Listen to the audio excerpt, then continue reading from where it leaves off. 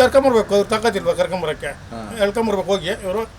ಅವನು ಉಮೇಶ್ ರೆಡ್ಡಿ ಅಂತ ಇದ್ದ, ಅವನು ಉಮೇಶ್ ರೆಡ್ಡಿಗಿನ್ನ 200ರಷ್ಟು ಪಾಲಷ್ಟು ನೋಡೋಣ ಅಂದ್ಬಿಟ್ಟು ಹಾಕಿದರೆ ಮಕ್ಕಳೆಲ್ಲ ಕುಂತಿರ್ತವೆ, ನಾವೇ ಚೇಂಜ್ ಮಾಡಿಬಿಡ್ತೇವೆ. ರಾಜದಾರಿ ಟಿವಿ, ಅಡೆತಡೆ ಇಲ್ಲದ ಪ್ರಜಾದಾರಿ. ಬನ್ನಿ, ಇವತ್ತಿಗೆ ಈ ಪ್ರಜ್ವಲ್ ರೇವಣ್ಣ ಪೆಂಡ್ರೈವ್ ವಿಷಯಕ್ಕೆ ಸಂಬಂಧಿಸಿದಂತೆ ಇಲ್ಲೊಬ್ಬ ಹಿರಿಯ ನಾಗರಿಕರಿದ್ದಾರೆ. ಬನ್ನಿ, ಅವರು ಈ ವಿಚಾರವಾಗಿ ಏನು ನಮಗೆ ಹೇಳ್ತಾರೆ ಅಂತೇಳಿ ಕೇಳಿ ನೋಡೋಣ. ನಮಸ್ಕಾರ ಸರ್. ನಮಸ್ಕಾರ. ತಮ್ಮ ಹೆಸರೇನು? ಶ್ರೀನಿವಾಸ. ಏನು ಮಾಡ್ಕೊಂಡಿದ್ದಾರೆ ಶ್ರೀನಿವಾಸ ಅವರು? ಮೆಕ್ಯಾನಿಕ್ ಇವಾಗ ಮಾಡ್ತಾ ಇಲ್ಲ, ಸುಮ್ಮನೆ ಮಾಡಿದ್ದೀವಿ. ಓಕೆ ಸರ್, ಈಗ ಪ್ರಜ್ವಲ್ ರೇವಣ್ಣನವರ ಪೆಂಡ್ರೈವ್ ವಿವಾದ ಇಡೀ ರಾಜ್ಯದಲ್ಲಿ ದೇಶದಲ್ಲೆಲ್ಲ ಸುದ್ದಿ ಮಾಡ್ತಾ ಇದೆ. ಕಚ್ಚಿಡ ಸರ್, ಆ ಥರ ಮಾಡಬಾರ್ದಾಗಿತ್ತು.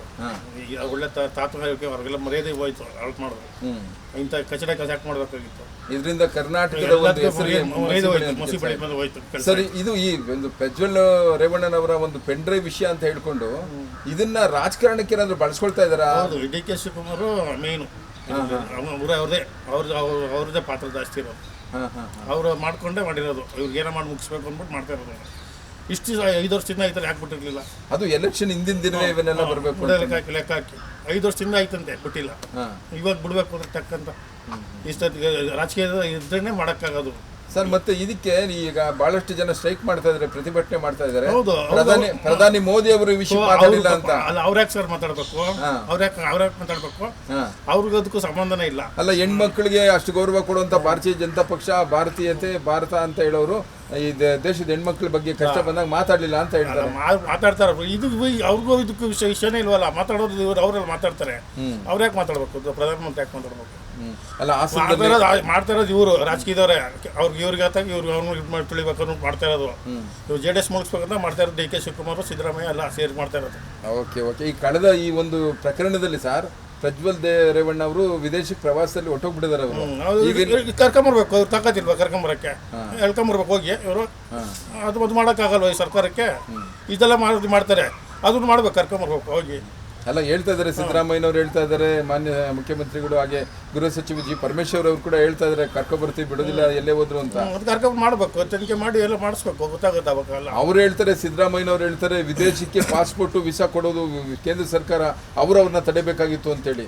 ಅವ್ರಿಗೇನು ಗೊತ್ತಿತ್ತು? ಇವ್ರು ಬಿಡ್ತಾರೆ ಅಂತ ಗೊತ್ತಿತ್ತಾ? ಇವ್ರು ಮಾಡ್ತಾರೆ ಅಂತ ಗೊತ್ತಿತ್ತಾ? ಈಗ CM ಪತ್ರ ಬರೆದಿದ್ದಾರಂತೆ PM-ಗೆ, ಪ್ರಧಾನಮಂತ್ರಿ ಅವರಿಗೆ, ಡಿಪ್ಲೊಮ್ಯಾಟಿಕ್ ಪಾಸ್ಪೋರ್ಟ್ನ ಕ್ಯಾನ್ಸಲ್ ಮಾಡಿ ಅಂತ. ಅದು ಮಾಡಲಿ ಬಿಡ್ರಿ, ಕರ್ಕೊಂಬಂದ್ಬಿಟ್ಟು ಮಾಡಲಿ, ಪಾಸ್ಪೋರ್ಟ್ ಎಲ್ಲ ಕ್ಲೋಸ್ ಮಾಡಲಿ. ಈಗ ನಿಮ್ಮ ವಿಷಯಕ್ಕೆ ಎಷ್ಟು ವರ್ಷದ ಅನುಭವದಲ್ಲಿ ಈ ಥರ ಕಚಡ ಕೆಲಸ ಮಾಡಬಾರ್ದಾಗಿತ್ತು. ಎಂಥ ದೊಡ್ಡ ತಾತ ಅವ್ರ ಚಿಗಪ್ಪ ಎಲ್ಲ ಅವ್ರೆ ಅಂಥವ್ರಿಗೆ ಮರ್ಯಾದಕ್ಕೂ ಹಾಳು ಮಾಡ್ತಾರಲ್ಲ. ಇದರಲ್ಲಿ ಸತ್ಯಾಸತ್ಯತೆ ಇದೆಯಾ ನಿಜವಾಗೂ? ಈಗ 2100ಕ್ಕೂ ಹೆಚ್ಚು ಪ್ರಕರಣಗಳಿಲ್ಲಿದೆ ಐತಂತೆ. ತನಿಖೆ ಮಾಡ್ಬೇಕು ಸರ್, ತನಿಖೆ ಮಾಡಿದ್ರೆ ಎಲ್ಲ ಗೊತ್ತಾಗುತ್ತೆ. ಅಲ್ಲ, ಸಾಧ್ಯನಾ ಒಬ್ಬ ಗಂಡಸಾಗಿ ಒಬ್ಬ ಯುವಕಾಗಿ? ಚಾನ್ಸ್ ಇಲ್ಲ. ಅದು ಇದು ಮಾಡ್ತಾವ್ರೆ, ತನಿಖೆ ಮಾಡ್ಬೇಕಲ್ಲ. ಅವನು ಬರಬೇಕು, ಪ್ರಜ್ವಲ್ ಬರಬೇಕು, ತನಿಖೆ ಮಾಡ್ಬೇಕು. ಅಂದ್ರೆ ಇದರಲ್ಲಿ ನ್ಯಾಯಯುತವಾಗಿ ಪಾರದರ್ಶಕವಾಗಿ ತನಿಖೆ ಆಗಬೇಕು, ಫುಲ್ ತನಿಖೆ ಆಗ್ಬಿಟ್ಟು ಆಮೇಲೆ ಮಾಡೋ ಶಿಕ್ಷೆ ಕೊಡ್ಬೇಕು. ಅದು ಯಾರು ಮಾಡೋರು ಮಾಡಬೇಕು. ಇವಾಗ ಪೆನ್ ಡ್ರೈವ್ ಲೀಕ್ ಮಾಡೋರಲ್ಲ, ಅದು ಅವ್ರಿಗೂ ಹಿಡಿದಾಕ್ಬೇಕು. ಹೌದು, ಈಗ ಪೆನ್ ಡ್ರೈವ್ ಲೀಕ್ ಮಾಡೋದು ಅಥವಾ ಈ ಪಾಪ ಮಾಡಿದಕ್ಕಿಂತ ಹೆಚ್ಚಿನ ವಿಷಯ ಅಂತ ಹೇಳ್ತಾರೆ. ಇದೆಲ್ಲ ಹೆಣ್ಮಕ್ಳುಗಳೆಲ್ಲ ಹೆಂಗ್ ನೋಡ್ತಾರೆ ಹೇಳಿ? ಯಾಕೆಂದ್ರೆ ಸಮಾಜದಲ್ಲಿ ಎಲ್ಲರ ಅಕ್ಕ ತಂಗಿಯರು, ಅಣ್ಣ ತಮ್ಮರು, ಹೆಂಡತಿರೆಲ್ಲ ಅದ್ರಲ್ಲಿ ಇದ್ದಾರೆ, ಅವರೆಲ್ಲ ತಲೆ ಎತ್ಕೊಂಡು ಹೋಗೋದಾಗಿ. ಸೊ ಇದ್ರಲ್ಲಿ ಪ್ರಮುಖವಾಗಿ ಶಿಕ್ಷೆ ಕೊಡ್ಬೇಕಾಗಿರೋದು ಅವ್ನು ಮಾಡೋದಕ್ಕಿಂತ ಹೆಚ್ಚಾಗಿ ಈ ಪೆನ್ ಡ್ರೈವ್ ಲೀಕ್ ಮಾಡಿದ್ರೆ ಅನ್ನೋದು ಜನರ ಒಂದು ಅನಿಸಿಕೆ ಆಗ್ತಾ ಇದೆ. ಅಲ್ಲ ಸರ್, ಇಷ್ಟು ದಿನ ಹಾಕ್ಬಿಟ್ಟಿಲ್ಲ ಸರ್, 5 ವರ್ಷ 6 ವರ್ಷದಿಂದ ಆಯ್ತು ಅಂತಲ್ಲ, ಯಾಕ್ಬಿಟ್ಟಿಲ್ಲ? ಇವಾಗ ಚಕ್ಕನ್ ಹೆಂಗ್ ಬಿಟ್ರು ಲೆಕ್ಕ ಹಾಕಿ. ಸರ್ ನಮಸ್ಕಾರ. ನಮಸ್ಕಾರ ಸರ್. ಪೂರ್ತಿ ಹೆಸರು ಸರ್? ನಾನು ಅಣ್ಣಯ್ಯ HR ಅಂತ, ಇಲ್ಲೇ ಸ್ಥಳೀಯ ನಿವಾಸರು.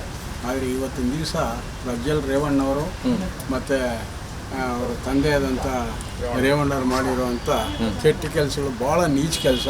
ಇಡೀ ನಮ್ಮ ರಾಷ್ಟ್ರಕ್ಕೆ ಕೆಟ್ಟ ಕೆಲಸ ಅಂತ ಹೇಳ್ಬೋದು, ಇಡೀ ಪ್ರಪಂಚಕ್ಕೆ ಇದು ಹರಡೋಗಿದೆ. ಪಾಪ ಅವರು ದೇವೇಗೌಡರು ಹೆಸರು ಹಾಳು ಮಾಡೋದು, ಮಾಜಿ ಪ್ರಧಾನಿ ಅಂಥ ವ್ಯಕ್ತಿನ ಇವತ್ತಿನ ದಿವಸ ಹಾಳು ಮಾಡಿ ಇಕ್ಬಿಟ್ರು, ತಂದೆ ಮಗ ಸೇರಿ. ಅವ್ರು ಮಾಡಿದ ಕೆಲಸ ನೀಚ ಕೆಲಸ ಅಂದರೆ ಅಂಥ ಇಂಥ ನೀಚ ಕೆಲಸ ಅಲ್ಲ. ಅವನು ಉಮೇಶ್ ರೆಡ್ಡಿ ಅಂತ ಇದ್ದ, ಅವನು ಉಮೇಶ್ ರೆಡ್ಡಿಗಿನ್ನ 200ರಷ್ಟು ಪಾಲಷ್ಟು ಕೆಟ್ಟ ಕೆಲಸ ಪ್ರಕರಣ ಅಂತ ಹೇಳ್ಬೋದು ಸರ್. ಈ ಪ್ರಕರಣದಲ್ಲಿ ಈವರೆಗೆ ಏನು ತನಿಖೆ ಆಗ್ತಾ ಇದೆ ಅದು ತುಂಬಾ ನಿಧಾನಗತಿ ಆಗ್ತಾ ಇದೆ ಅಂತ ಜನಸಾಮಾನ್ಯರು ಹೇಳ್ತಾರೆ, ಬೇರೆಯವರು ಅಷ್ಟು ತ್ವರಿತವಾಗಿ ಆಗ್ತಾ ಇಲ್ಲ. ಇಲ್ಲ, ಇರೋದ್ರಲ್ಲಿ ಚೆನ್ನಾಗಿ ಮಾಡ್ತಾ ಇದ್ದಾರೆ. ಹೇಳ್ಬೇಕಾದ್ರೆ SIT ಭಾಳ ಸೀರಿಯಸ್ ತಗೊಂಡಿದೆ. ಮತ್ತು ಸಿದ್ದರಾಮಯ್ಯರು CBIಗೂ ಲೆಟ್ರು ಬರೆದು ಅವ್ರಿಗೆ ರೆಡ್ ಕಾರ್ನರು ನೋಟಿಸ್ ಇಶ್ಯೂ ಮಾಡಿಬಿಟ್ಟು ಎಲ್ಲೇ ಇದ್ದರೂ ಅವ್ರನ್ನ ಅರೆಸ್ಟ್ ಮಾಡಿ ತಂದು ಕೊಡ್ಬೇಕಂದ್ಬಿಟ್ಟು ಮಾಡ್ತಾ ಇದ್ದಾರೆ. ಇರೋದರಲ್ಲಿ ಪರವಾಗಿಲ್ಲ, ಹೋಗ್ತಾ ಇದೆ. ಏನು ನಿಧಾನಗತಿಯಲ್ಲಿ ಏನು ಸಾಗ್ತಾ ಇಲ್ಲ, ಪ್ರಗತಿಯಲ್ಲಿ ಇದೆ, ಚೆನ್ನಾಗಿದೆ. ಆಯಿತು ಸರ್, ಎಲ್ಲೋ ಇಲ್ಲಿ ರಾಜಕಾರಣ ಜಾಸ್ತಿ ಆಗಿದೆ. ಈಗ ನೋಡಿ, ಈಗ ಹಾಸನದ ಸಂಸದ ಪ್ರಜ್ವಲ್ ರೇವಣ್ಣವರ ಚುನಾವಣೆ ಹಿಂದಿನ ದಿವಸನೇ ಈ ಪೆನ್ ಡ್ರೈವ್ಗಳು 30,000ಕ್ಕಿಂತ ಅತಿ ಹೆಚ್ಚು ಪೆನ್ ಡ್ರೈವ್ಗಳು ಒಂದು ಬಳಕೆ ಎಲ್ಲ ಕಡೆ ಹಂಚಿಕೆ ಆಗಿದೆ ಹಾಸನದಲ್ಲಿ ಅಂತ. ಅಲ್ಲಲ್ಲ, ಅದು ಆಗಿರ್ಬೋದು. ಇದು ಇವತ್ತಿನ ದಿವಸದ್ದಲ್ಲ, 5 ವರ್ಷದ್ದು ಇತಿಹಾಸ ಇದು. 5 ವರ್ಷದಿಂದ ನಡೀತಾ ಇದೆ ಅಂತ ರೇವಣ್ಣವರೇ ಅವರೇ ಹೇಳಿದ್ದಾರೆ, ಸ್ಟೇಟ್ಮೆಂಟ್ ಕೊಟ್ಟಿದ್ದಾರೆ. ಇವತ್ತಿನ ದಿವಸದಲ್ಲ, 5 ವರ್ಷದ್ದು ಇದು 5 ವರ್ಷದಿಂದ ನಡೀತಾ ಇದೆ ಅಂತ ಅವರೇ ಸ್ಟೇಟ್ಮೆಂಟ್ ಕೊಟ್ಟಿರ್ಬೇಕಾದ್ರೆ ಇವರು ನಿಧಾನಗತಿ ಮಾಡೋಕ್ಕೆ ಸಾಧ್ಯವಿಲ್ಲ. ಈ ಪ್ರಕರಣದಲ್ಲಿ ಆರೋಪಿ ಪ್ರಜ್ವಲ್ ರೇವಣ್ಣ ಮತ್ತು ರೇವಣ್ಣ ಅಂತಲೇ ಏನು ಕೇಳಿಬಿಡ್ತಾ ಇದೆ, ಇವರು ಏನು ಈ ಆರೋಪಕ್ಕಿಂತ ಹೆಚ್ಚು ಈ ಒಂದು ಪೆನ್ ಡ್ರೈವ್ನ ಬಿಡುಗಡೆ ಮಾಡಿ ಅಷ್ಟೊಂದು ಅಮಾಯಕರು ಸಂತ್ರಸ್ತೆಯರ ಮುಖವನ್ನು ಜನರಿಗೆ ಅನಾವರಣ ಮಾಡಿದ್ದು ಮಹಾಪರಾಧ ಅಂತ ಹೇಳ್ತಾ ಇದ್ದಾರೆ. ಇದು ದೊಡ್ಡ ಅಪರಾಧ, ಇದು ಮಹಾಪರಾಧ, ದೊಡ್ಡ ಅಪರಾಧ. ಇದು ಅಫೆನ್ಸ್ ಅಂದರೆ ಇದು ಹೇಳಂಗೆ ಇಲ್ಲ, ಅಂಥ ಅಪರಾಧ ಇದು. ಈ ಪ್ರಕರಣದಲ್ಲಿ ಅನೇಕ ಸಂತ್ರಸ್ತೆಯರು ಅಂದರೆ ಸಂಸಾರಸ್ಥರು, ಅಕ್ಕ ತಂಗಿಯರು, ಅಣ್ಣ ತಮ್ಮಂದರು, ಸ್ತ್ರೀಯರು ಅಥವಾ ಎಲ್ಲರೂ ಇರ್ತಾರೆ. ಅವರ ಕುಟುಂಬಗಳಿಗೆ ಯಾವ ರೀತಿ ಒಂದು ಗೌರವ ಮತ್ತು ಅವರ ಮರ್ಯಾದೆನ ಹರಾಜಾಗ್ತಂಗೆ ಆಗುತ್ತಲ್ಲ, ಈ ರೀತಿ ಪ್ರಕರಣಗಳನ್ನ ಮರ್ಯಾದೆನೇ ಹೋಯ್ತು, ನಮ್ಮ ಭಾರತದೇ ಹೋಯ್ತು ಅಂತ ಹೇಳ್ಬೋದು. ಈ ಕರ್ನಾಟಕಕ್ಕೆ ಕರ್ನಾಟಕದಲ್ಲ, ಭಾರತದೇ ಹೋಯ್ತು ಅಂತ ಹೇಳ್ಬೋದು. ವಿಶ್ವದಲ್ಲೇ ಅಂತ ಇಲ್ಲ, ವಿಶ್ವದಲ್ಲೇ ಹರಳಿಬಿಟ್ಟಿದೆ ಇದು. ಹೇಳ್ಬೇಕಾದ್ರೆ ವಿಶ್ವದಲ್ಲೇ ಹರಡಿದೆ. ಸರಿ, ಇದಕ್ಕೆ ನೀವು ಯಾವ ರೀತಿ ತನಿಖೆ ಆಗಬೇಕು ಅಥವಾ ಯಾವ ರೀತಿ ಶಿಕ್ಷೆ ಆಗಬೇಕು ಆರೋಪಿಗಳಿಗೆ ಅಂತೀರಿ? ಆರೋಪಿಗಳಿಗೆ ಸರಿಯಾದ ಶಿಕ್ಷೆ ಆಗಬೇಕು. ಅವ್ರು ಗನ್ನಿಟ್ಟು ಕೊಲ್ಲಬೇಕು. ನಮ್ಮ ಅರಬ್ ಕಂಟ್ರೀಸ್ ಅಲ್ಲಿ ಮಾಡ್ತಾ ಇದಾರಲ್ಲ, ಆ ಥರ ಕೆಲಸಗಾನ ಮಾಡಿದ್ರೆ ಅದರಂಥ ಕೆಲಸ ಯಾವುದಲ್ಲ. ಬೇರೆಯವರು ಯಾರು ಇಂಥದಕ್ಕೆ ಕೈ ಹಾಕಲ್ಲ. ಈಗ ರಾಜಕೀಯದ ವಿಷಯಕ್ಕೆ ಮಾತಾಡಕ್ಕೆ ಬಂದರೆ, DK ಶಿವಕುಮಾರ್ ಮತ್ತು ಸಹೋದರರೇ ಇದನ್ನು ಹಂಚಿಕೆ ಮಾಡಿದ್ದು ಅಂತ HD ಕುಮಾರಸ್ವಾಮಿ ಅವರು ಹೇಳ್ತಾರೆ. ಕುಮಾರಸ್ವಾಮಿ ಅವರೇ ಇದನ್ನು ಹಂಚಿದ್ದಾರೆ ಅಂತ DK ಶಿವಕುಮಾರ್ ಅವರು ಹೇಳ್ತಾರೆ. ಇದಕ್ಕೆ ರಾಜಕೀಯ ಬೇಕಾ? ಇದಕ್ಕೆ ರಾಜಕೀಯ ಬೇಕಾ? ಇದು ರಾಜಕೀಯದು ಬಣ್ಣ ಅಂತ ಹೇಳ್ಬೋದು. ಇದು ರಾಜಕೀಯ ಬೇಕಾ? ಇದು ಬೇಕಾಗಿರ್ಲಿಲ್ಲ. ಏನಿದ್ರು ಅವ್ರು ಮಾಡೋರಲ್ಲ, ಅವರಿಗೆ ಉಪ್ಪು ತಿಂದವ್ರು ನೀರು ಕುಡಿಲೇಬೇಕಂತ ಹೇಳ್ತೇವಲ್ಲ ದೊಡ್ಡವರು, ಇದು ಮಾಡಲೇಬೇಕು ಅವರು. ಈಗ ಇವತ್ತು ಪ್ರತಿದಿನ ನಾವು ಎಲ್ಲ ದಿನಪತ್ರಿಕೆಗಳಲ್ಲೂ ಎಲ್ಲ ಸುದ್ದಿವಾಹಿನಿಗಳಲ್ಲೂ ಇದನ್ನೇ ಸುದ್ದಿ ಮಾಡ್ತಾ ಇದ್ದಾರೆ. ಕರೆಕ್ಟಾಗಿ ಮಾಡ್ತಾ ಇದ್ದಾರೆ. ಸುದ್ದಿವಾಹಿನಿಯಲ್ಲಿ ಪರ್ಫೆಕ್ಟಾಗಿ ಬರ್ತಾ ಇದೆ. ಪ್ರತಿಯೊಂದು ಚಾನಲ್ ಸರಿಯಾಗಿ ಸುದ್ದಿ ಹರಡಿಸ್ತಾ ಇದೆ. ಅಲ್ಲ, ಈಗ ನಮಗೆ ಕೆಲವೊಂದು ನಾಗರಿಕರು ಹೇಳ್ತಾರೆ, ಸರ್ ಪ್ರತಿದಿನ ಬೆಳಿಗ್ಗೆ ಆದ್ರೆ ಇದನ್ನೇ ತೋರಿಸೋದ್ರ ಬದಲು ಬೇರೆ ದೇಶದ ಅಭಿವೃದ್ಧಿಗಳ ಬಗ್ಗೆ ಬೇರೆ ಇದನ್ನ ನೀವು ಮಾಡಿ ಇದನ್ನೇ ನೀವು ತೋರಿಸ್ತಾ ಇದ್ರೆ ಮುಜುಗರ ಆಗುತ್ತೆ. ಇದು ಬೇಜಾರಾಗ್ತಾ ಇದೆ. ಮುಜುಗರ ಅಂದ್ರೆ ಮುಜುಗರ ಹೇಳಂಗೆ ಇಲ್ಲ. ಅದು ನೋಡೋಕೆ ಅಸಹ್ಯ ಆಗುತ್ತೆ. TV channel, news channel open ಮಾಡಿದ್ರೆ ಇದೆ ಬಹಳ ಬೇಜಾರಾಗುತ್ತೆ ನೋಡೋದಕ್ಕೆ. ಇದು ಬೇಡ ಅನ್ಸುತ್ತಲ್ವಾ? ಬೇಡ ಬೇಡ ಬೇಡ ಮಾಡೋಕೆ ಹೋಗಬಾರ್ದು. ಮಾಡಿದ್ರಲ್ಲ, ಇನ್ನೇನಿದ್ರು ಇವ್ರು ಪ್ರಗತಿ ಸಾಧಿಸ್ಬೇಕು, ಪ್ರಗತಿ ತೋರಿಸ್ಬೇಕು.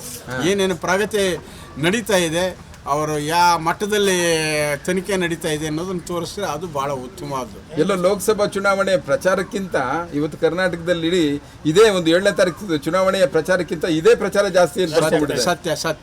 ಸತ್ಯ ಇದೇ ಪ್ರಚಾರ ಜಾಸ್ತಿ ಆಗೋಗಿದೆ.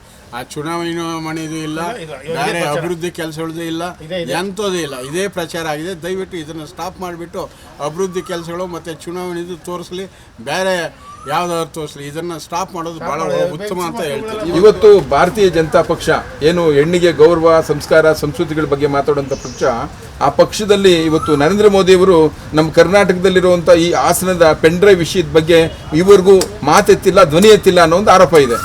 ಇದು ಆರೋಪ ಸತ್ಯಕ್ಕೆ ದೂರ. ಇದು ಅವ್ರಿಗೂ ಪ್ರಧಾನಿ ಇದೆಲ್ಲ ಏನು ಹೇಳೋಕ್ಕಾಗತ್ತೆ? ಇವೆಲ್ಲ ಅವ್ರಿಗೇನು ಹೇಳ್ಕೊಟ್ಟಿದ್ದಾರೆ ಈ ಥರ ಮಾಡಪ್ಪ ಅಂತ ಅಂದ್ಬಿಟ್ಟು ಒಬ್ಬ ಎಂ ಪಿಗೆ ಅಷ್ಟು ಬುದ್ಧಿ ಬೇಡವಾ?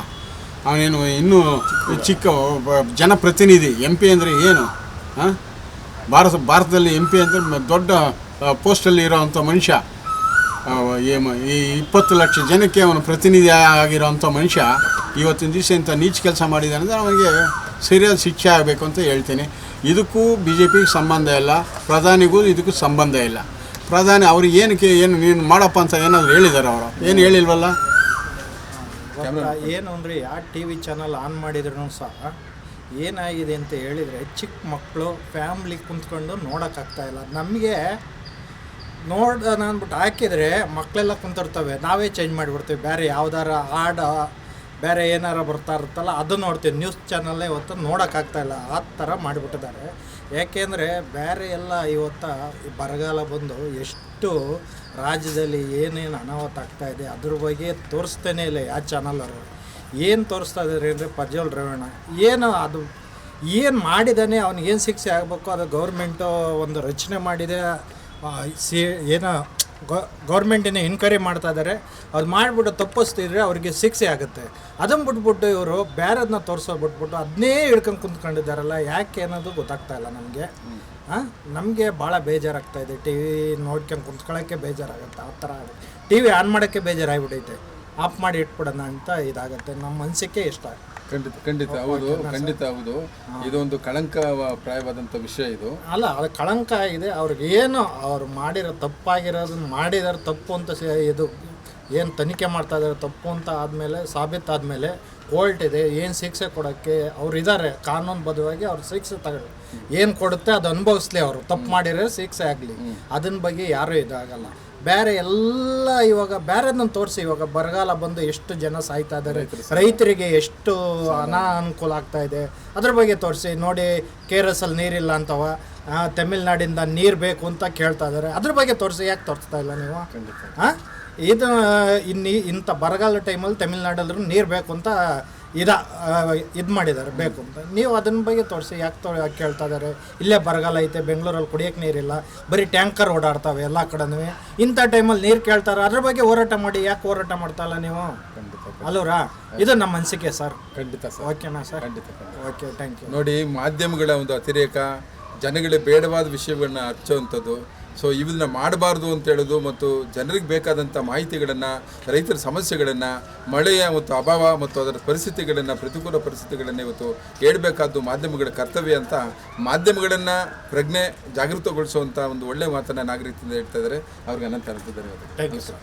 ಮೊದಲನೇದಾಗಿ ಇವತ್ತು ಮಾಧ್ಯಮಗಳಲ್ಲಿ ದಿನಪತ್ರಿ ಏನೇನು ನೋಡ್ತಾ ಇದ್ದೀವಿ, ಮಾಧ್ಯಮಗಳಲ್ಲಿ ಬರ್ತಾ ಇರುವಂಥದ್ದು, ನಡೀತಾ ಇರುವಂಥದ್ದು, ಇದ್ರ ಬಗ್ಗೆ ನೀವು ಏನು ಹೇಳ್ತೀರಿ? ಯಾವ ರೀತಿ ಮಾಧ್ಯಮಗಳಿರಬೇಕು ಅನ್ನೋದಾದರೂ ಇವತ್ತು ಸಾರ್ವಜನಿಕ ವಲಯದಲ್ಲಿ ಬಹಳಷ್ಟು ವಿಷಯಗಳು ಚರ್ಚೆ ಆಗ್ತಾ ಇದ್ದಾವೆ. ಎಲ್ಲ ಚಾನಲ್ಗಳಲ್ಲೂ, ಎಲ್ಲ ದಿನಪತ್ರಿಕೆಗಳಲ್ಲೂ ಈ ಹಾಸನದ ಸಂಸದ ಪ್ರಜ್ವಲ್ ರೇವಣ್ಣ ಅವರ ಪೆನ್ ಡ್ರೈವ್ ವಿಷಯನೇ ಬರ್ತಾ ಇದೆ. ಇದಕ್ಕೆ ನೀವೇನು ಹೇಳ್ತೀರಿ? ಈ ರೀತಿ ಮಾಧ್ಯಮಗಳು ಯಾವ ರೀತಿ ಇರಬೇಕು ಅಂತ?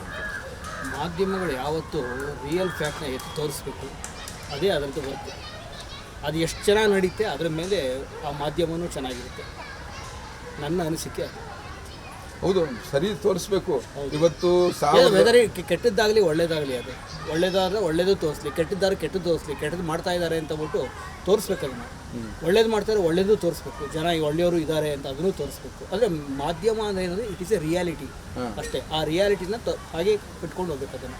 ಇವತ್ತು ನಾವು ಹೇಳೋದಂದರೆ, ಇವತ್ತು ಮಾಧ್ಯಮಗಳಲ್ಲಿ ನಾವು ಈ ಥರ ಬೆಳಗ್ಗೆ ಸಾಯಂಕಾಲ ಎಂಥದ್ದೇ ನೋಡೋದು ಬದಲು ಈಗ SIT ಫಾರ್ಮ್ ಆಗಿದೆ ಈ ಕೇಸ್ನಲ್ಲಿ. ಈ ವಿಚಾರದಲ್ಲಿ ಗಂಭೀರವಾಗಿ ರಾಜ್ಯ ಸರ್ಕಾರ ಕೂಡ ತಗೊಂಡಿದೆ ಶಿಕ್ಷೆ, ಅದ್ರ ಬಗ್ಗೆ ಮತ್ತು ವಿಚಾರಣೆ ಬಗ್ಗೆ ನಡೀತಾ ಇದೆ. ಆದರೆ ಈ ಜನಸಾಮಾನ್ಯರು ಈ ವಿಚಾರಗಳ ಬಗ್ಗೆ ತಮ್ಮ ಅಭಿಪ್ರಾಯ ವ್ಯಕ್ತಪಡಿಸುವಂಥ ರೀತಿ, ನಾವು ಅದ್ರ ಬಗ್ಗೆ ಇಲ್ಲಿಗೆ ಬಂದಿದ್ದೀವಿ. ಈಗ ನಿಮಗೆ ಈ ಪೆನ್ ಡ್ರೈವ್ ಎಂಥ ಮುಜುಗರನ್ನು ಏರ್ಪಡಿಸಿದೆ? ಏನು ಅನಿಸುತ್ತೆ ಈ ಪೆನ್ ಡ್ರೈವ್? ಇದೆಲ್ಲ ರಾಜಕೀಯ, ಇದೆಲ್ಲ ಇದ್ರಲ್ಲಿ ರಾಜಕೀಯ ಇದೆ ಅಂತೀರಾ? ರಾಜಕೀಯ ಅಲ್ಲ. ನೋಡಿ, ನಾಳೆ 7ನೇ ತಾರೀಕು ಎಲೆಕ್ಷನ್ ಮುಗಿದೇಟ್ಗೆ ಇವೆಲ್ಲ ನಿಂತವು, ಸ್ಟಾಪ್ ಆಗೋದು. ಅಂದರೆ ಇದು ರಾಜಕೀಯಕ್ಕೆ ಬಳಸ್ಕೊತಾ ಇದ್ದಾರೆ ಈ ಪ್ರಕರಣಗಳನ್ನು? ಹೌದು, ಎಲ್ಲ ರಾಜಕೀಯಕ್ಕೆ ಬಳಸ್ಕೊತಾರೆ. ಈಗ ನಾನು ನಿಮ್ಮ ಮೇಲೆ ಎತ್ಕಟ್ಟಿದ್ರೆ ನೀವು ಅದಕ್ಕೆ ವೆಯ್ಟ್ ಮಾಡ್ತೀರಾ ಸ್ವಲ್ಪ ದಿನ, ಅದಾದಮೇಲೆ ಆ ದಿನ ಕಳೆದ ಮೇಲೆ ನೀವು ಸುಮ್ಮನೆ ಆಗ್ಬಿಡ್ತೀರಾ, ನಾನು ಸುಮ್ಮನೆ ಆಗ್ತೀನಿ. ಹಾಗೆ ಇದು ರಾಜಕೀಯ. ಈಗ ಹಾಸನದ ನಾವು ಚುನಾವಣೆ ಸಂದರ್ಭದಲ್ಲೂ ನೋಡಿ, ಹಿಂದಿನ ದಿನನೇ ಆಗಿದೆ. 7ನೇ ತಾರೀಕು ಕಳೆದ ಮೇಲೆ ನೋಡಿ, ಗ್ಯಾರಂಟಿ ಎಲ್ಲ ತಣ್ಣಗಾಗುತ್ತೆ. ಕೇವಲ ರಾಜಕೀಯ ಪ್ರೇರಿತ ಅಷ್ಟೇ ಇವೆಲ್ಲ. ಇದೆಂಥ ರಾಜಕೀಯ ಬೇಕಾ? ರಾಜಕೀಯದ ಬಗ್ಗೆ ಎಂಥ ರಾಜಕಾರಣ ನಾನು ಹೇಳಕ್ಕಾಗಲ್ಲ. ಅಲ್ಲ, ಈಗ ಎಲೆಕ್ಷನ್ ಮುಗಿದಿದೆ, ನೀವು ಓಟ್ ಹಾಕಿದಿರಿ, ಎಂಥ ರಾಜಕಾರಣ ಇವತ್ತು ನೀವು ಯೋಚನೆ ಮಾಡಬೇಕು. ಏನು ಮಾಡೋದು, ಅನುಭವಿಸ್ಬೇಕು ನಾವು ಅಷ್ಟೇ, ಏನಿಲ್ಲ. ಬದಲಾವಣೆ ಆದ್ರೂ ಎಂಥ ಬದಲಾವಣೆ ಆಗಬೇಕು, ಆಗಬಾರ್ದು ಅಂತಲ್ಲ. ಒಳ್ಳೆ ಥಿಂಗ್ಸ್ಗಾಗ ಇದೆಲ್ಲ ಬದಲಾವಣೆ ಆಗಬೇಕು, ಒಳ್ಳೊಳ್ಳೇದು ಆಗಬೇಕು. ಬಟ್ ಆಗಕ್ಕೆ ಬಿಡಲ್ವಲ್ಲ. ಅಲ್ಲ, ನಿಮ್ಮ ಕೈಲಿದೆ ಅಧಿಕಾರ, ನನ್ನ ಕೈಲಿ ಓಟಿದೆ, ಓಟೊಂದು ಹಾಕ್ಬೋದು ಅಷ್ಟೇ ನಾವು. ಸರ್, ಜನಸಾಮಾನ್ಯರು ಮಾಡಲ್ಲ, ಎಲ್ಲರೂ ಹಾಗೆ ಇರಬೇಕು. ಒಬ್ರು ನಾನು ಹೇಗೆ ನಡ್ಕೋತೀನಿ, ಎಲ್ಲರೂ ಹಾಗೆ ನಡೆಯೋಕ್ಕಾಗಲ್ವಲ್ಲ. ಕೆಲವರು ಅವ್ರವ್ರದ್ದೇ ಇರುತ್ತೆ, ಏನೇನೋ ಒಂದಿರುತ್ತೆ, ಅವ್ರವ್ರದ್ದೇ ಪರ್ಸನಲ್ ಏನೋ ಇರುತ್ತೆ. ಅಂದರೆ ನಮ್ಮ ದೇಶದ ನಾಗರಿಕರಿಗೂ ಕೂಡ ಒಂದು ಜವಾಬ್ದಾರಿ ಇದೆ. 100%. ಕೆಲವು ನೋಡಿದ್ರೆ ಸರ್, ಬೆಂಗಳೂರಿನಲ್ಲಿ ಎಷ್ಟು ಕಮ್ಮಿ ಪರ್ಸೆಂಟೇಜ್ ವೋಟ್ ಹಾಕಿದ್ದಾರೆ ನೋಡಿ. ಅದೇ ಬೇಜಾರು. ಇಂಥ ಮತದಾರರಿಂದ ಏನು ನಿರೀಕ್ಷೆ ಮಾಡ್ತೀರಿ ನೀವು? 70-80% ವೋಟ್ ಆಗಬೇಕು, ಆವಾಗಲೇ ಎಲ್ಲರೂ ಚೆನ್ನಾಗಿ ನಡೀತಾರೆ. 70-80% ಮೇಲೆ ಹೋಗ್ಬೇಕು ವೋಟ್ಗಳು. ಈ ನಿರ್ಲಕ್ಷ್ಯ ಮನೋಭಾವಕ್ಕೆ ಏನು ಹೇಳ್ತೀರಿ? ವೋಟ್ ಹಾಕಲ್ಲ ಅನ್ನೋಂಥವ್ರಿಗೆ ಏನು ಬುದ್ಧಿ ಇಲ್ಲ ಅವ್ರಿಗೆ ಅಷ್ಟೇ. ನನ್ನ ಮಗ ಡೆಲ್ಲಿಯಿಂದ 15,000 ರೂಪಾಯಿ ಕಟ್ಕೊಂಡ್ಬಂದು ವೋಟ್ ಹಾಕಿದ್ದೀನಿ. ಯಾಸ್ಕಿಂತ 15 ಫ್ಲೈಟಲ್ಲಿ ಬಂದು ಫ್ಲೈಟಲ್ಲಿ ಹೋದ. ಯಾತಕ್ಕೆ? In the interest of the nation. ರಾಷ್ಟ್ರೀಯ ಹಿತಾಸಕ್ತಿ ಕಮ್ಮಿ ಆಗಿದೆ, ಹಾ. ದೇಶೀಯತೆ ಹಾಗೆ ಅನ್ನೋದು ಕೊಚ್ಕೊಂಡು ಅದೇ ಹೋಗ್ಬಿಟ್ಟಿದೆ. ಥರ ಪ್ರತಿಯೊಬ್ಬರು ಅವ್ನು 15,000 ರೂಪಾಯಿ ಕಟ್ಕೊಂಬಂದು ಖರ್ಚು ಮಾಡ್ಕೊಂಬಂದು ಓಟ್ ಹಾಕ್ಬೋದು. ಇನ್ನು ಮಂದು ಕೂತಿರೋದು ಓಟ್ ಹಾಕೋಕ್ಕಾಗಲ್ಲ, ಹೋಗಿ ಹಾಕಬೇಕು. ನಾನು 73 ವರ್ಷ, ನನಗೆ ನಿಲ್ತ್ಕೊಳ್ಳೋಕ್ಕಾಗಲ್ಲ ಹೆಚ್ಚಿಗೆ ಹೊತ್ತು. ನಾನು ಬೆಳಗ್ಗೆ 7 ಕಾಲಿಗೆ ಹೋಗ್ಬಿಟ್ಟು ಓಟ್ ಹಾಕ್ಬಿಟ್ಟು ಬಂದಿದ್ದೀನಿ. 15 ಜನ ಇದ್ದರು, ಓಟ್ ಹಾಕ್ಬಿಟ್ಟು ಬಂದೆ ನಾನು. ಹಾಗೆ ಏನಾದ್ರು ಒಂದು ಸಿಸ್ಟಮ್ ಮಾಡ್ಕೋಬೇಕು, ಅದನ್ನು ಬಿಡಬಾರ್ದು, ಅದನ್ನು ಓಟ್ ಮಾಡಲೇಬೇಕು. ಪರ್ಸೆಂಟೇಜ್ ಜಾಸ್ತಿ ಆಗಬೇಕು. ಯಾವತ್ತೂ ಪರ್ಸೆಂಟೇಜ್ ಇಳಿತು ಅಂತಂದರೆ ನಮ್ಮ ಇದು ಲೆಕ್ಕತೆ ಎಲ್ಲ ತಪ್ಪಾಗುತ್ತೆ. ಮೇಡಮ್, ಇವತ್ತು ರಾಜ್ಯದಲ್ಲಿ ಹಾಸನದ ಸಂಸದ ಪ್ರಜ್ವಲ್ ರೇವಣ್ಣ ಅವ್ರದ್ದು ಪೆನ್ ಡ್ರೈವ್ ವಿಷಯಗಳು ಎಲ್ಲ ಕಡೆ ಬರ್ತಾ ಇದೆ. ಸುಮಾರು ಸಾವಿರಾರು ಜನ ಹೆಣ್ಮಕ್ಳಿಗೆ ಕೆಟ್ಟ ಒಂದು ಕಳಂಕ ತರುವಂಥ ಪ್ರಕರಣ ಇದು. ಈ ಪ್ರಕರಣದ ಬಗ್ಗೆ ನಿಮ್ಮ ಅಭಿಪ್ರಾಯ ಏನು ಮೇಡಮ್? ಈ ಪ್ರಕರಣದ ಬಗ್ಗೆ ನಮ್ಮ ಅಭಿಪ್ರಾಯ ಏನಂತಂದರೆ ಅಂಥವ್ರಿಗೆ ಶಿಕ್ಷೆ ಕೊಡಿಸ್ಬೇಕು ಸರ್. ಸೊ ಸಂತ್ರಸ್ತೆಯರು ಅವರು ಜನ ಇವತ್ತು ಜನಸಾಮಾನ್ಯರಾಗಿ ಹೆಣ್ಮಕ್ಳಿಗೆ ಇವತ್ತು ತಲೆ ಎತ್ತಕ್ಕಾಗ್ತಾ ಇಲ್ಲ. ಅವರು ಒಂದು ಮನೆ ಕುಟುಂಬದ ಹೆಣ್ಣಾಗಿರ್ತಾರೆ, ಒಬ್ಬರು ಮಗಳಾಗಿರ್ತಾರೆ, ಒಬ್ಬರು ತಾಯಾಗಿರ್ತಾರೆ. ಅವ್ರನ್ನ ಇವತ್ತು ಇಷ್ಟು ಜನಗಳಿಗೆ ನೋಡುವಂಗೆ ವೈರಲ್ ಮಾಡಿದಾರಲ್ಲ, ಎಲ್ಲ ಕಡೆ ಸುದ್ದಿನ ಹರಡಿದಾರಲ್ಲ, ವೈರಲ್ ಮಾಡಿದಾರಲ್ಲ, ಅವ್ರಿಗೆಂತ ಶಿಕ್ಷೆ ಆಗಬೇಕು ಮೇಡಮ್? ಅವ್ರಿಗೇನು ಶಿಕ್ಷೆ ಆಗಬೇಕಂದ್ರೆ ಅವ್ರಿಗೆ ಯಾರು ಹೇಳಿದ್ದು ಸುದ್ದಿ ಹೆಂಗೆ ಸಿಕ್ತು ಏನು ಅಂತ ತಿಳ್ಕೊಂಡು ಅವ್ರಿಗೂ ಶಿಕ್ಷೆ ಕೊಡಬೇಕು. ಅದು ಶಿಕ್ಷೆಗೆ ಯಾರು ಗುರಿಯಾಗಿರೋ ಅವರಿಗೆ ನ್ಯಾಯ ಒದಗಿಸಿ. ಎಂಥ ನ್ಯಾಯ ಕೊಡಬೇಕು, ಎಂಥ ಶಿಕ್ಷೆ ಕೊಡಬೇಕು ಅಂತೀರ ಮೇಡಮ್? ನೀವು ಒಂದು ಹೆಣ್ಣಿನ ಮನಸ್ಥಿತಿನ ಅರ್ಥ ಮಾಡ್ಕೊಳ್ಳಿ. ಈ ರೀತಿ ಲೈಂಗಿಕ ದೌರ್ಜನ್ಯ ಮೆರೆದಿರೋರಿಗೆ ಭಾರತದ ಇತಿಹಾಸದಲ್ಲೆಲ್ಲ ಇವತ್ತು ಇಡೀ ವಿಶ್ವದಲ್ಲೇ ಇದು ದೊಡ್ಡ ಪ್ರಕರಣ, ದೊಡ್ಡ ಲೈಂಗಿಕ ಪ್ರಕರಣ. ಈ ಪ್ರಕರಣದಲ್ಲಿ ಆರೋಪಿಗೆ ಎಂಥ ಶಿಕ್ಷೆ ಕೊಡಬೇಕು? ಎಂಥ ಶಿಕ್ಷೆ ಕೊಡಬೇಕು ಅಂತಂದರೆ ಈಗ ಹೆಣ್ಮಕ್ಳಿಗೆ ಏನು ಶಿಕ್ಷೆ ಆಗಿದೆಯೋ ಅದಕ್ಕಿಂತ ಹೀನಾಯವಾಗಿ ಶಿಕ್ಷೆ ಕೊಡಬೇಕು ಸರ್. ರೋಡಲ್ಲಿ ಅವ್ರಿಗೆ ಕೊಚ್ಚಿ ಕೊಲೆ ಮಾಡಬೇಕು. ಸರಿ, ಈಗ ರಾಜಕಾರಣ ಏನಾದ್ರು ಸೇರ್ಕೊಂಡ್ಬಿಟ್ಟಿದ್ದೀರಾ ಇದರಲ್ಲೇನೋ? ಈ ಪ್ರಕರಣದಲ್ಲಿ ರಾಜಕೀಯಕ್ಕೋಸ್ಕರ ಏನಾದ್ರು ಇದನ್ನು ತೋರಿಸೋದು ಮಾಡೋದು ಮಾಡ್ತಾ ಇದ್ದಾರಾ? ಅದು ನಮಗೆ ಗೊತ್ತಿಲ್ಲ ಸರ್, ಹೇಗೆ ಏನು ಅಂತ ನಮಗೆ ಗೊತ್ತಿಲ್ಲ. ರಾಜಕೀಯದವರು ಯಾವಾಗ ಹೇಗೆ ಬೇಕಾದರೂ ಟರ್ನ್ ಆಗಿಬಿಡ್ಬೋದು. ಈಗ ಒಂದು ಪಕ್ಷದ ಬಗ್ಗೆ ಇನ್ನೊಬ್ಬರು ಮಾತಾಡ್ಬೋದು, ಇನ್ನೊಂದು ಪಕ್ಷದ ಬಗ್ಗೆ ಇನ್ನೊಂದು ಥರನೂ ಮಾಡ್ಬೋದು, ಹೇಳೋಕ್ಕಾಗ್ತಿಲ್ಲ. ಇದರಲ್ಲಿ ನಿಜ ಯಾವುದು ಸುಳ್ಳು ಯಾವುದು ಅಂತಂದ್ಬಿಟ್ಟು ತನಿಖೆ ಮಾಡಲಿ, ಆಮೇಲೆ ನಾವು ಮಾತಾಡ್ತೀವಿ. ಇಷ್ಟು ವರ್ಷಗಳಿಂದ ಈ ಪ್ರಕರಣ ಮುಚ್ಕೊಂಡಿತ್ತು ಮೇಡಮ್. ಯಾರು ಮುಂದೆ ಬಂದು ಈ ಪ್ರಕರಣದಲ್ಲಿ ಹೇಳಿಲ್ಲ, ಏನಿಲ್ಲ. ಇದು ವೈರಲ್ ಆದಮೇಲೆ ಇಷ್ಟು ಜನ ಹೊರಗಡೆ ಬಂದಿರೋದು. ಈ ಮಹಿಳೆಯರು ನಾವು ಹೇಗಿರಬೇಕು ಅನ್ನೋದಕ್ಕೆ ನೀವೇನು ಹೇಳ್ತೀರಾ ಮೇಡಮ್? ಒಂದು ಮಹಿಳೆ ತಪ್ಪು ಮಾಡೋದಕ್ಕೆ ಎಲ್ಲ ಮಹಿಳೆಯರಿಗೂ ಕೆಟ್ಟ ಹೆಸರು ಇವಾಗ ಬರುತ್ತೆ ಸರ್. ಇವಾಗ ನಾನಾಗಿದ್ರು ಸರಿ, ಇವರಾಗಿದ್ರು ಸರಿ. ಇವಾಗ ನಾನು ಕೆಟ್ಟೋಳು ಅಂದಮೇಲೆ ಇವ್ರು ನನ್ನ ಜೊತೆ ಇದ್ದರೆ ಅವರು ಕೆಟ್ಟವರು ಅಂತಲೇ ಅನಿಸ್ಕೊಳ್ಳೋದು. ಇವಾಗ ನಾನು ಒಳ್ಳೆಯವಳಾಗಿ ಅವರು ಏನೋ ಇದ್ದಿದ್ರೆ ಅವರು ಒಳ್ಳೆಯವರು ಅಂತಲೇ ಅನ್ನಿಸ್ಕೊಳ್ಳೋದು. ಈಗ ಒಂದು ಹೆಣ್ಣು ಮಾಡಿರೋ ಕೆಲಸಕ್ಕೆ ಎಲ್ಲ ಹೆಣ್ಣುಗಳಿಗೂ ಕೆಟ್ಟದಾಗೆ ನೋಡ್ತಾರೆ. ಇವಾಗ ಈ ಥರ ಆಗಿರೋದಕ್ಕೆ ಮನೆಯಲ್ಲಿ ಹೆಣ್ಮಕ್ಳನ್ನ ಮನೆಯಿಂದ ಹೊರ್ಗಡೆ ಕಳ್ಸೋಕ್ಕೆ ಹೆದರ್ಕೊತಾರೆ. ಮನೆಯಿಂದ ಹೊರ್ಗಡೆ ಕಳ್ಸೋಕ್ಕೆ ಹೆದರ್ಕೊತಾರೆ. ಇವಾಗ ಏನೇ ಒಂದು ಮಕ್ಕಳಿಗೆ ಇದು ಇಂಡಿಪೆಂಡೆಂಟ್ ಇರಲ್ಲ ಹೆಣ್ಮಕ್ಳಿಗೆ.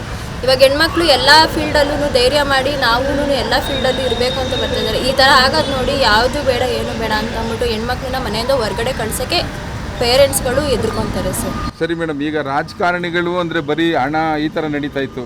ಈಗ ರಾಜಕಾರಣಿಗಳನ್ನು ನೀವು ನೋಡೋ ದೃಷ್ಟಿ ಆಗಿರುತ್ತೆ ಮೇಡಮ್. ಇವಾಗ ದೇಶ ಕಾಯೋ ರಾಜಕಾರಣಿಗಳೇನೇ ಈ ಥರ ಮಾಡಿದ್ರೆ ನಮ್ಮ ದೇಶ ಹೇಗೆ ಉದ್ಧಾರ ಆಗಬೇಕು ಸರ್ ಹೇಳಿ? ದೇಶ ಕಾಯೋ ರಾಜಕಾರಣಿಗಳೇನೇ ಈ ಥರ ನಡ್ಕೊತಿದ್ದಾರೆ ಅಂದಮೇಲೆ ರಾಜಕೀಯದ ಬಗ್ಗೆ ನಮ್ಗೆ ಇರೋ ಮೂಢನಂಬಿಕೆ ಥರ ಅನಿಸ್ಬಿಡುತ್ತೆ. ಅದು ಆ ನಂಬಿಕೆನೇ ನಮ್ಮಲ್ಲಿ ಇರಲ್ಲ ಅನಿಸುತ್ತೆ. ರಾಜಕಾರಣಿಗಳೇ ಈ ಥರ ಮಾಡಬೇಕಾದ್ರೆ ಇನ್ನು ಬೇರೆಯವ್ರು ಏನು ಹೆಂಗಿರ್ತಾರೆ? ರಾಜ್ಯ ಕಾಯೋ ಜನನಾಯಕಗಳೇ ಈ ಥರ ಮಾಡ್ತಾ ಇದ್ದಾರೆ ಅಂದಮೇಲೆ ಮಿಕ್ದವ್ರು ಇವಾಗ ನೋಡಿ ಸಾಮಾನ್ಯ ಜನ ಏನು ಮಾಡ್ಬೋದು? ಸಾಮಾನ್ಯ ಜನ ಅವ್ರಿಗಿಂತ ಹೀನಾಯವಾಗೇನೆ ನಡೆಸ್ಕೊಂತಾರೆ. ಸರಿ, ಎಂಥ ರಾಜಕಾರಣ ಬೇಕು ಮೇಡಮ್? ಎಂಥ ರಾಜಕೀಯ ವ್ಯಕ್ತಿ ಬೇಕು ನಮಗೆ? ಸರ್, ರಾಜಕೀಯ ವ್ಯಕ್ತಿ ಹೆಂಗಿರಬೇಕು ಅಂತಂದರೆ ರಾಜ್ಯನ ಯಾವ ಥರ ನಾವು ಪಾಲನೆ ಮಾಡಬೇಕು, ಮನೆಯಲ್ಲಿ ಹೆಣ್ಮಕ್ಳನ್ನ ಹೆಂಗೆ ನೋಡ್ಕೊತಾರೋ ರಾಜ್ಯನೂ ಹಂಗೆ ನೋಡ್ಕೋಬೇಕು. ಯಾಕಂದರೆ ಭಾರತ ಮಾತೆ ಅಂತ ಇದು ಮಾಡ್ತಾರೆ ಹೊರತು ಇನ್ನೊಂದು ಗಂಡು ಮಕ್ಳಿಗೆ ಹೋಲಿಸ್ತಿಲ್ಲ. ಯಾಕಂದರೆ ಭಾರತನ ಹೆಣ್ಮಕ್ಳಿಗೆ ಹೋಲಿಸಿದ್ದಾರೆ ಅಂದಮೇಲೆ ಅವ್ರ ಮನೆ ಹೆಣ್ಮಕ್ಳನ್ನ ಯಾವ ಥರ ನೋಡ್ಕೊತಾರೋ ಎಲ್ಲ ಹೆಣ್ಮಕ್ಳನ್ನ ಆ ಥರ ನೋಡ್ಕೋಬೇಕು. ಖಂಡಿತ. ಈ ಸರಿ ಎಲೆಕ್ಷನಲ್ಲಿ ನೀವು ಕೂಡ ಓಟ್ ಹಾಕಿದ್ರಲ್ಲ ಮೇಡಮ್? ಸಮರ್ಥ ವ್ಯಕ್ತಿ ನೀವು ಗೆಲ್ಲಿಸ್ತಾ ಇದ್ದೀರಲ್ವಾ? ಗೆಲ್ಲಿಸ್ತೀವಿ ಸರ್. ಹೌದಾ? ಓಕೆ, ಓಟ್ ಹಾಕಿದ್ರೆ ನೀವು. ಥ್ಯಾಂಕ್ ಯು ವೆರಿ ಮಚ್ ನೀವು. ಮೇಡಮ್, ಈಗ ಇವತ್ತು ಹಾಸನದ ಸಂಸದ ಪ್ರಜ್ವಲ್ ರೇವಣ್ಣ ಮಾಡಿರೋವಂಥ ಬರೀ ಒಂದು ವಿಷಯದ ಬಗ್ಗೆನೇ ಚರ್ಚೆ ಆಗ್ತಾ ಇದೆ ಮೇಡಮ್. ಏನು ಹೇಳ್ತೀರಾ ಈ ಇಡೀ ಪ್ರಕರಣದ ಬಗ್ಗೆ? ನೀವೇನು ಹೇಳ್ತೀರಿ? ಅವರು ರಾಜಕಾರಣಿಕವಾಗಿ ಇದ್ದು ಆ ಥರ ಅವ್ರು ಮಾಡೋದು ಸರಿ ಇಲ್ಲ. ಅದಕ್ಕೆ ಹೆಣ್ಮಕ್ಳಿಗೆ ಏನು ಅನ್ನೋದು ಅವ್ರಿಗೆ ಮರ್ಯಾದೆ ಇಲ್ದಂಗೆ ಅವ್ರು ಮಾಡಿದ್ರು, ಮರ್ಯಾದೆ ಇಲ್ದಂಗೆ ಮಾತಾಡ್ತಾರೆ. ಅಂತಾರೆ ಹಂಗಂದರೆ ಇನ್ನು ಬೇರೆ ಜನ ಇನ್ನೇನು ಹೇಳ್ತಾರೆ? ರಾಜಕಾರಣಿಗಳು ಅಂದರೆ ದೇವ್ರ ಥರ ಅವ್ರಿಗೆ ಹಾಕ್ತೀವಿ, ಸನ್ಮಾನ ಮಾಡ್ತೀವಿ. ಅವ್ರು ಎಲ್ರಿಗೂ ಒಂದು ಒಳ್ಳೇದು ಮಾಡಬೇಕು, ಒಳ್ಳೇದಾಗಿರಬೇಕು. ಅವನ ಥರ ಈ ಥರ ಮಾಡಿದ್ರೆ ಇನ್ನು ಮಾಮೂಲಿ ಜನ ಏನು? ಇದು 2000 1000 ಈ ರೀತಿ ಈ ಸಂಖ್ಯೆ ಹೆಣ್ಮಕ್ಳ ಸಂಖ್ಯೆ ಇದ್ದರೆ ಆ ಹೆಣ್ಮಕ್ಳ ಗೌರವ ಏನು? ಗೌರವವೇನು? ಹೆಣ್ಮಕ್ಳು ಹೊರಗಡೆ ಓಡಾಡಬೇಕು ಹೆಂಗೆ, ಅವ್ರು ಹೆಂಗೆ ಕೆಲ್ಸಕ್ಕೆ ಹೋಗಿ ಬರಬೇಕು, ಅವ್ರ ಭವಿಷ್ಯ ಹೆಂಗೆ? ಅವ್ರು ರಾಜಕೀಯರು ಈ ಥರ ಮಾಡಿದ್ರೆ ಮಾಮೂಲಿ ಜನ ಬಿಡ್ತಾರಾ? ಈಗ ಇದನ್ನು ಹರಡಿದಾರಲ್ಲ, ಈ ಒಂದು ಇಡೀ ವಿಡಿಯೋಗಳನ್ನು ಎಲ್ಲ ಕಡೆ ಸಾರ್ವಜನಿಕವಾಗಿ ಹಂಚ್ಬಿಟ್ಟಿದಾರಲ್ಲ, ಈಗ ಹಂಚಿದವ್ರಿಗೆ ಏನು ಶಿಕ್ಷೆ ಆಗಬೇಕು ಮೇಡಮ್? ಯಾಕೆಂದರೆ ಅವರೇ ಜನಗಳಿಗೆ ಅವ್ರ ಮಕ್ಕನ ತೋರಿಸಿದ್ದು. ಅವ್ರಿಗೆ ಶಿಕ್ಷೆ ಆಗಬೇಕು ಅಂದರೆ ಯಾರಿಗೂ ಆಗಿರಬಾರ್ದು, ಆ ಥರ ಶಿಕ್ಷೆ ಆಗಬೇಕು. ಅವ್ರದ್ದು ನೋಡಿ ಇನ್ನೊಬ್ರು ಹೆದರ್ಕೊಬೇಕು, ಇನ್ನೂ ಸರಿಯಾಗಿ ಈ ಕೆಲಸಕ್ಕೆ ಹೋಗಬಾರ್ದು, ಈ ಥರ ಮಾಡಬಾರ್ದು. ಮಹಿಳೆಯರು ಹೆಂಗಿರಬೇಕು ಮೇಡಮ್? ಮಹಿಳೆಯರು ಯಾವ ಥರ ಎಚ್ಚರಿಕೆಯಿಂದ ಇರಬೇಕು ಮೇಡಮ್? ಮಹಿಳೆಯರದ್ದು ತಪ್ಪಿರುತ್ತೆ ಸರ್. ನಾವು ಹೆಂಗಸಂತ ನಾವು ಹೇಳಲ್ಲ, ಅವ್ರದ್ದು ತಪ್ಪಿರುತ್ತೆ. ಯಾವಾಗಂದ್ರೆ ಅವಾಗ ಹೊರಗಡೆ ಓಡಾಡೋದು, ಮೈ ತುಂಬ ಸರಿಗಿಲ್ಲ, ಮೈ ತುಂಬ ಬಟ್ಟೆ ಇಲ್ಲ, ಎಂಥವ್ರಿಗೂ ಒಂದು ಜ್ಞಾನ ಬರುತ್ತೆ. ಏನು ಈ ಥರ ಇದ್ದಾರಲ್ಲ, ನೋಡಿದರೆಲ್ಲ ನೋಡ್ತಾರೆ. ಗಂಡ ಆಗಲಿ, ತಾಯಿ ತಂದೆ ಆಗಲಿ, ಅತ್ತೆ ಮಾವ ಆಗಲಿ, ಒಂದು ಮೈ ತುಂಬ ಬಟ್ಟೆ ಹಾಕೋದು ಅವ್ರಿಗೆ ಹೇಳ್ಬೇಕು ಫಸ್ಟು. ಒಂದು ಹೆಂಗಸಿಗೆ ಮೈ ಮುಚ್ಚಂಗೈತೆ, ಅದು ಮುಚ್ಚಲ್ಲ, ಆ ಥರ ಅವ್ರು ತಿರುಗ್ತಾರೆ. ಈ ಥರ ಆಗೋದು ಸಹಜ. ಸರಿ, ಈ ಪ್ರಕರಣದಲ್ಲಿ ರಾಜ್ಯ ಸರ್ಕಾರಕ್ಕೆ ನೀವೇನು ಸಂದೇಶ ಕೊಡ್ತೀರಾ? ಅವ್ರು ಈ ಥರ ಮಾಡಿದ್ರೆ ಸರಿ ಇಲ್ಲ, ಮಾಡಬಾರ್ದು ಈ ಥರ. ಅವ್ರು ಎಚ್ಚರಿಕೆಯಿಂದ ಇದ್ದರೆ ಇನ್ನೊಬ್ಬರು ಆ ಥರ ಹೋಗೋಕ್ಕೆ ದಾರಿ ಆಗಲ್ಲ. ಶಿಕ್ಷೆ ಕೊಡಬೇಕು. ಅವರು ನಾವು ಶಿಕ್ಷೆ ಹೇಳೋಕ್ಕಿಂತ ಮುಂಚೆ ಇನ್ನೊಬ್ರು ಅವ್ರ ಮೇಲೆ ರಾಜಕಾರಣಿಕರು ಇರ್ತಾರಲ್ಲ, ಅವ್ರಿಗೆ ಕೊಡಬೇಕು ಅಷ್ಟೇ. ಮೇಡಮ್, ಇವತ್ತು ದೇಶದಲ್ಲಿ ಎಲ್ಲ ದಿನಪತ್ರಿಕೆಗಳಲ್ಲೂ ಎಲ್ಲ ಟಿ ವಿ ಚಾನೆಲ್ಗಳಲ್ಲೂ ಒಂದೇ ವಿಷಯ, ಪ್ರಜ್ವಲ್ ರೇವಣ್ಣನವರ ಪೆನ್ ಡ್ರೈವು. ಇದರಿಂದ ಸಾಕಷ್ಟು ಹೆಣ್ಮಕ್ಳು ಸಂತ್ರಸ್ತೆಯರು ಮಾನ ಎಲ್ಲ ಕಳ್ಕೊಂಡಿದ್ದಾರೆ. ಇದನ್ನು ಇಡೀ ಕರ್ನಾಟಕ ನೋಡ್ತಾ ಇದೆ, ಇಡೀ ದೇಶ ನೋಡ್ತಾ ಇದೆ. ಈ ಪ್ರಕರಣದ ಬಗ್ಗೆ ನಿಮ್ಮ ಅನಿಸಿಕೆ ಏನು? ಫಸ್ಟ್ ಆಫ್ ಆಲು ಆ ಥರ ಏನಕ್ಕೆ ಮಾಡಿದ್ರು ಅಂತ ನಮಗೆ ಗೊತ್ತಿಲ್ಲ, ಏನೇನು ಆಗ್ತಿದೆ ಒಳಗೊಳಗೆ ಅಂತಲೂ ಗೊತ್ತಿಲ್ಲ. ರಾಜಕೀಯದಲ್ಲಿ ಕೆಲವು ವಿಷಯ ಜನರಿಗೆ ಗೊತ್ತಾಗುತ್ತೆ, ಇನ್ನು ಕೆಲವು ವಿಷಯ ಒಳಗೊಳಗಡೆ ನಡೆಯುತ್ತೆ ಸರ್. ಆ ಪಾರ್ಟಿಯವರು ಈ ಪಾರ್ಟಿ ಮೇಲೆ ಬ್ಲೇಮ್ ಮಾಡೋದು, ಈ ಪಾರ್ಟಿಯವರು ಆ ಪಾರ್ಟಿನ ಬ್ಲೇಮ್ ಮಾಡೋದು, ಹಿಂಗಾಗುತ್ತೆ. ಬಟ್ ಅವ್ರ ಬಗ್ಗೆ ನಮಗೆ ಮಾತಾಡೋಕ್ಕೆ ಇಷ್ಟ ಇಲ್ಲ. ಫಸ್ಟು ಏನೇ ಇದ್ರೂ ಜನಕ್ಕೆ ಸಪೋರ್ಟ್ ಮಾಡೋ ಅಂಥ ವಿಷಯಗಳಿದ್ರೆ ನಾವು ಸಪೋರ್ಟ್ ಮಾಡ್ಬೋದು. ಯಾರೋ ಎಲ್ಲೋ ಪಾರ್ಟಿ ಮಾಡ್ತಾರಂತೆ, ಅದೇನೋ ರೇವ್ ಪಾರ್ಟಿ ಅಂತೆ, ಅದಂತೆ ಇದಂತೆ, ಇದಾಗಿ ತುಂಬ ವರ್ಷ ಆಯಿತು ಅಂತ ಹೇಳ್ತಿದ್ದಾರೆ. ಮೊನ್ನೆ ನ್ಯೂಸಲ್ಲಿ ನಾನು ನೋಡಿದ್ದೀನಿ, ತುಂಬ ವರ್ಷ ಆಯಿತು, ಇವಾಗ ಈ ಟಾಪಿಕ್ ತೆಗೆದಿದ್ದಾರೆ. ಮತ್ತು ಅದ್ರ ಮೂಲ ಏನಿದೆ, ಇವಾಗ ಜಸ್ಟ್ ಪೆನ್ ಡ್ರೈವ್ ಅಂತ ಹೇಳ್ತಿದ್ದಾರೆ, ಪೆನ್ ಡ್ರೈವ್ ಮೂಲ ಏನು ಅಂತ ಗೊತ್ತಾಗ್ತಾಯಿಲ್ಲ. ಅದು ಸಿಗಲಿಲ್ಲ ಅಂತಂದರೆ ಈ ಕೇಸ್ ಮುಚ್ಚೋಗೋ ಚಾನ್ಸಸ್ ಇದೆ ಅಂತ ಹೇಳ್ತಿದ್ದಾರೆ. ಬಟ್ ನೋಡೋಣ, ನಾವು ವೆಯ್ಟ್ ಮಾಡ್ತಿದ್ದೀವಿ, ಯಾರು ಈ ಥರ ಮಾಡಿರ್ಬೋದು ಅಥವಾ ಬೇಕು ಅಂತ ಮಾಡಿದಾರಾ ಅದೇನು ಇನ್ನೂ ಗೊತ್ತಿಲ್ಲ ಸರಿಯಾಗಿ. ಇದ್ರ ಮೂಲ ಯಾವುದು, ಯಾವ ಮೊಬೈಲಿಂದ ರೆಕಾರ್ಡ್ ಆಗಿದೆ ಇದೆಲ್ಲ ಅಂತ ಗೊತ್ತಿಲ್ಲ. ಸಿಗಲಿ, ಯಾವಾಗ ಮಾತಾಡೋಣ.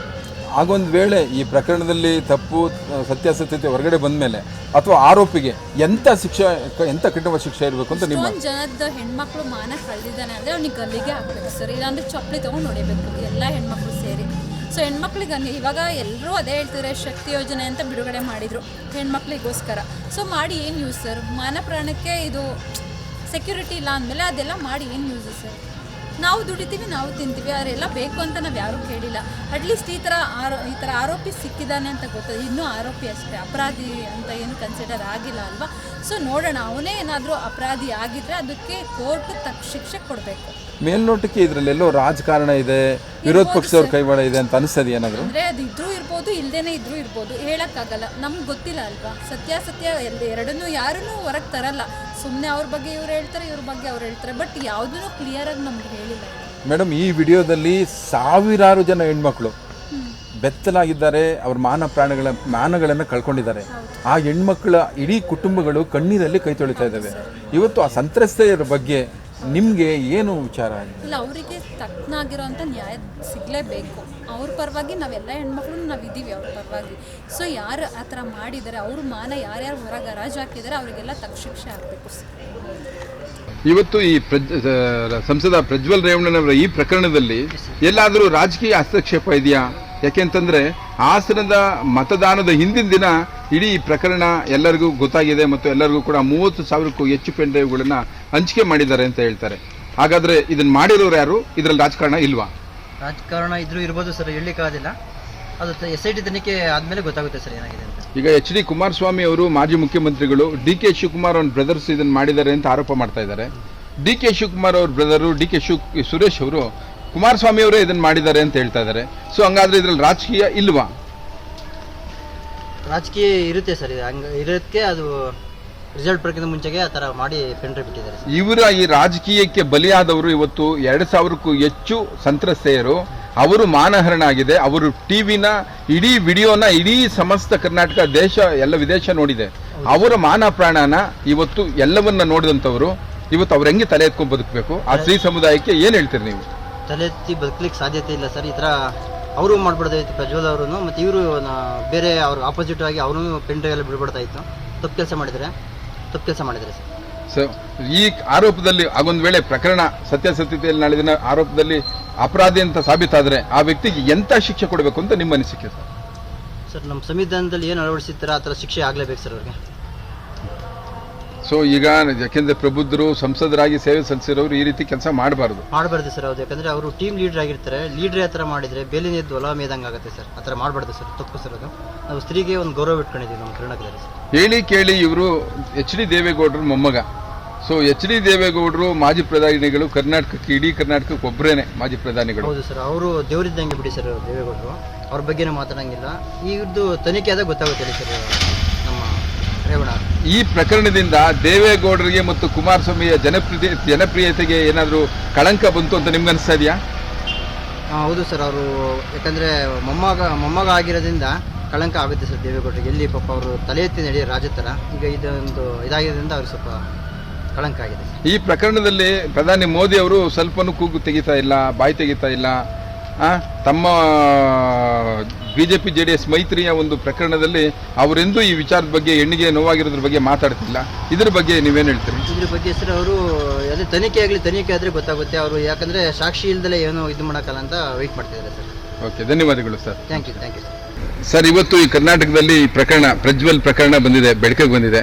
ಈ ಪ್ರಕರಣದ ಬಗ್ಗೆ ನಿಮ್ಮ ಅಭಿಪ್ರಾಯ ಏನು ಸರ್? ಸರ್, ಇವರು ಒಬ್ಬರು ಸಂಸದರಾಗಿದ್ದಾರೆ. ಒಂದು 5 ವರ್ಷದಿಂದ ಸಂಸದರು. ನಮ್ಮದು ಹಾಸನ ಜಿಲ್ಲೆ. ಅಂದರೆ ಈಗ ಹಾಸನ ಜಿಲ್ಲೆ ಅಂದರೆ ನಾವು ಹಾಸನ ಅಂತ ಹೇಳ್ಕೊಳಕ್ಕಾಗಲ್ಲ, ಅಷ್ಟು ಮುಜುಗರ ನಮಗೆ.